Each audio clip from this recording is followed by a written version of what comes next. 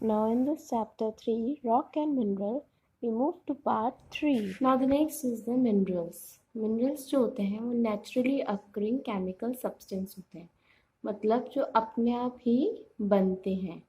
ये solid form में होते हैं और ये अर्थ के नीचे, अर्थ के अंदर मिलते हैं। मिनरल जो होते हैं वो बेसिकली कुछ मिनरल्स जो हैं वो रॉक के अंदर में पाए जाते हैं। अब वो मिनरल जो रॉक के अंदर में मिलते हैं वो दो तरह के होते हैं, metallic mineral and non metallic mineral. Metallic mineral वो होते हैं जिनके अंदर मेटल्स प्रेजेंट होते हैं, और वो मिनरल जिनमें मेटल प्रेजेंट नहीं होते हैं वो उनको हम बोलते हैं non metallic mineral. Now next is the metallic mineral. Metallic mineral क्या होता है? वो मिनरल्स जिनमें मेटल प्रेजेंट होते हैं। अब जो मेटलिक मिनरल्स होते हैं, जब हम मेटलिक मिनरल में से मेटल्स को एक्सट्रैक्ट कर लेते हैं, उनमें से बाहर निकाल लेते हैं मेटल्स को, और वो मेटल्स हमारे लिए प्रॉफिटेबल होते हैं, तो उन मेटलिक मिनरल्स को हम क्या बोलते हैं? ओर्स। जब भी किसी भी मेटलिक मिनरल में से हम मेटल को निकाल लेते हैं, तब उन मेटलिक मिनरल्स को हम बोलते हैं ओर्स। अब यहाँ पे कुछ एग्जाम्पल दिए हैं प्रॉफिटेबली एक्सट्रैक्टेड ओर्स के, जिनमें से हम मेटल्स निकाल लेते हैं। तो वो है हेमेटाइट। हेमेटाइट में से हमें मिलता है आयरन। नेक्स्ट है बॉक्साइट। बॉक्साइट में से हमें मिलता है aluminium. Then is the pyrite. Pyrite से मिलता है हमें copper. And last is the calamine, जिससे हमें मिलता है जिंक। अब इसी तरह से आते हैं कुछ मेटल्स, जैसे आते हैं गोल्ड, सिल्वर, प्लैटिनम। ये जो मेटल्स हैं ये भी हमें मेटलिक मिनरल में से ही मिलते हैं, जिनसे हम ज्वेलरी बनाते हैं, और ये हाईली प्रॉफिटेबल मेटल्स हैं। इसी तरह से जो मेटल्स हैं आयरन, एल्यूमिनियम, कॉपर, जिंक, इनकी हेल्प से हम बनाते हैं बहुत सारी चीज़ें। For example utensils, machines, furnitures, wires, coins, aeroplane etcetera. तो इसलिए मेटेलिक मिनरल्स जो हैं वो बहुत इम्पॉर्टेंट है हमारे लिए, क्योंकि मोस्ट ऑफ द मशीनरीज जो हैं इन्हीं की हेल्प से बनती है। अब नेक्स्ट हम आते हैं नॉन मेटलिक मिनरल्स पे। जो नॉन मेटलिक मिनरल्स जो होते हैं उनमें मेटल प्रेजेंट नहीं होते हैं, इसलिए इनको हम बोलते हैं नॉन मेटलिक मिनरल। इनके एग्जाम्पल हैं कोल एंड पेट्रोलियम। अब ये कैसे बनते हैं? They are formed from petrified remains of prehistoric plants और एनिमल्स। जो भी पुराने पेड़ पौधे कई सालों से क्या होते हैं, लैंड के नीचे बरी हो जाते हैं, दब जाते हैं, या फिर जो सी है, समुद्र है, उसमें जो सी क्रिएचर्स हैं वो क्या होते हैं, समुद्र में ही मर जाते हैं, तो वो नीचे ही नीचे क्या होते हैं, चले जाते हैं, सी के फ्लोर पे आ जाते हैं, और वहाँ पे धीरे धीरे धीरे क्या होता है, वहाँ पे एक के बाद एक वो वहीं पे बरी होते जाते हैं, दबते जाते हैं। और हीट और प्रेशर की वजह से ये जो पेट्रिफाइड रिमेन्स या प्री हिस्टोरिक प्लांट्स और एनिमल्स जो होते हैं वो किस में कन्वर्ट हो जाते हैं, वो कोल एंड पेट्रोलियम में कोल और पेट्रोलियम में कन्वर्ट हो जाते हैं, और इसी वजह से इसको हम फॉसिल फ्यूल्स भी कहते हैं।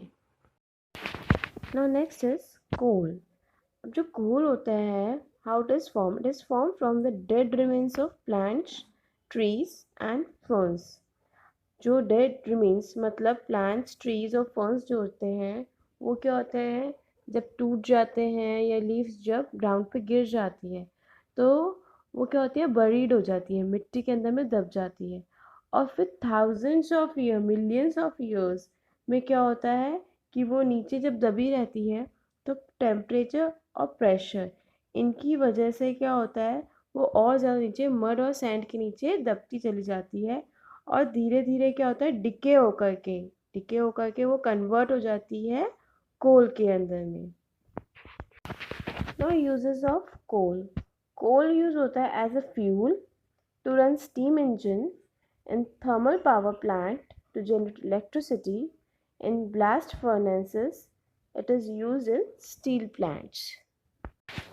Coal mines in India. तो इंडिया में कोल माइंस लोकेटेड है Suhagpur Madhya Pradesh, Dhanbad Jharkhand, Raniganj West Bengal, Neyveli Tamil Nadu, Singareni Andhra Pradesh. Now the next is petroleum. Petroleum को हम क्रूड ऑयल भी कहते हैं and this is form from the dead remains of water animals. जो पानी में रहने वाले एनिमल्स होते हैं वो मर जाते हैं तो क्या होता है सी में नीचे क्या होते हैं वो दबते चले जाते हैं और धीरे धीरे मिलियंस ऑफ ईयर्स में क्या होता है कि ये कन्वर्ट हो जाते हैं एक डार्क ऑयल में जिसकी कंसिस्टेंसी थिक होती है. तो it converts into thick dark oil that is called as the petroleum.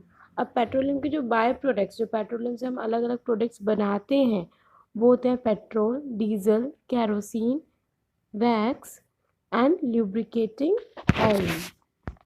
Now the last content of our chapter is the conservation of natural resources. हमें कैसे कंजर्व करना चाहिए, कैसे बचाना चाहिए हमने हमारे नेचुरल रिसोर्सेज को. So we should use our resources carefully. सबसे पहली चीज़ क्या है, हमें हमारे रिसोर्सेज को बहुत ही ध्यान से यूज़ करना चाहिए.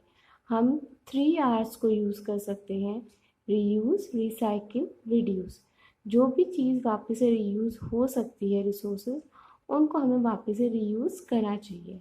जो भी रिसोर्सेज रिसाइकिल करके वापस से यूज़ में लिए जा सकते हैं उनको रिसाइकिल करना चाहिए. और सबसे इम्पोर्टेंट कि हमें ऐसे नेचुरल रिसोर्सेज जो वापस से जल्दी नहीं बन सकते उनका यूज़ कम करना चाहिए, हमें रिड्यूस कर देना चाहिए उनका use. For example petrol. Next is to conserve petroleum. हमें पेट्रोलियम को कैसे कंजर्व करना चाहिए. First is the carpool. हम कारपूल कर सकते हैं, मतलब 4 to 5 पीपल्स मिल करके क्या करें, एक ही कार में ट्रैवल करें. या टर्न बाय टर्न हर कोई अपनी कार यूज़ कर सकता है जिसमें 4 to 5 पीपल एक साथ ट्रैवल करें, जिससे पेट्रोलियम कंजर्व होगा. अगर वो एक ही जगह जा रहा है तो वो ये कर सकते हैं. नेक्स्ट हम पब्लिक ट्रांसपोर्ट का यूज़ कर सकते हैं despite of using the personal transport. Third, maintain vehicle. आपके व्हीकल की कंडीशन को मेंटेन करिए, उसको टाइम टू टाइम जो है रिपेयर कराइए और सर्विसिंग दीजिए उसकी. एंड लास्ट इज़ कि we should use solar and wind energy. हमें ज़्यादा से ज़्यादा सोलर और विंड एनर्जी का यूज़ करना चाहिए क्योंकि ये नेचुरल रिसोर्स जो है हमारे पास कभी ख़त्म नहीं होगा. तो हम इनका यूज़ कर सकते हैं और वो रिसोर्सेज जो ख़त्म हो सकते हैं उनको यूज़ को हमें कम करना चाहिए. So with this this chapter is completed. So again and again see the video to understand this chapter. Thank you.